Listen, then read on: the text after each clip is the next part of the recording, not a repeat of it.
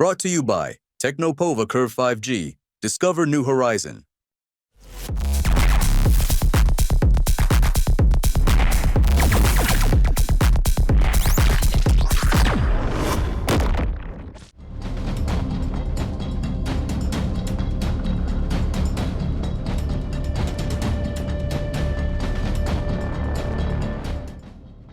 कान पकड़कर माफी मांगना और बार बार माफ करने की विनती करना। माफी मांगने वाले हैं पूर्व सरपंच जी, और जिनसे पूर्व सरपंच जी माफी मांग रहे हैं उनका नाम है मदन दिलावर, जो कि प्रदेश की भजनलाल सरकार में शिक्षा मंत्री हैं। अब ऐसी क्या वजह है जो कि एक पूर्व सरपंच बार बार शिक्षा मंत्री जी से माफी मांग रहे हैं? दरअसल शिक्षा मंत्री मदन दिलावर पर्यावरण दिवस पर जोधपुर के बनाट क्षेत्र में अमृत सरोवर का पूजन करने के लिए पहुंचे थे।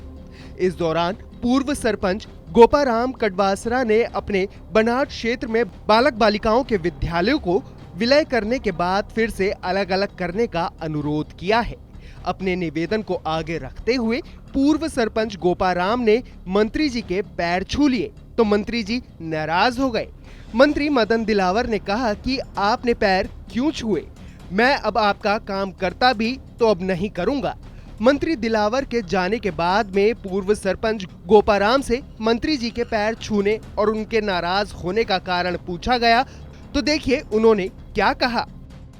अरे हमारी बालिका स्कूल विलय कर दी, उसको अलग करने के लिए शिक्षा मंत्री को निवेदन किया था कि आप अलग करो। उनके पैर छुए तो उन्होंने कहा मैं करता तो अब नहीं करूं।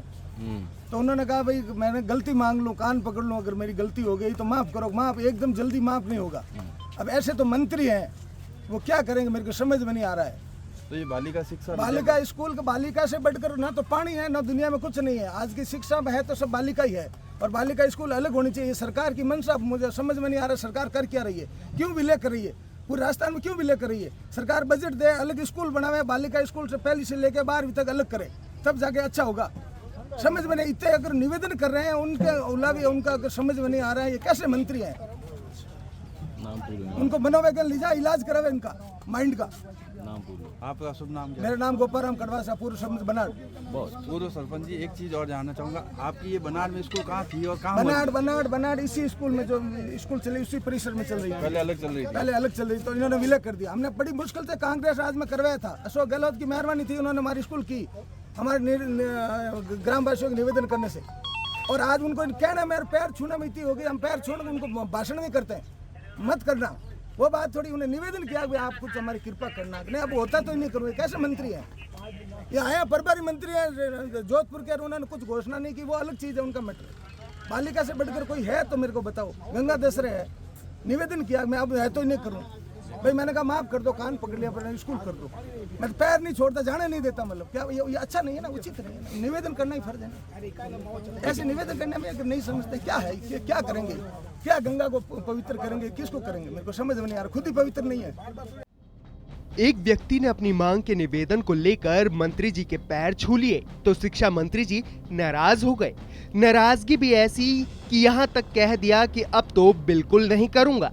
मंत्री जी की नाराजगी एक बुजुर्ग पूर्व सरपंच के मन में ऐसा डर कर गई कि बेचारे कान पकड़कर माफी मांगने लगे, लेकिन मंत्री जी मानने को तैयार नहीं है।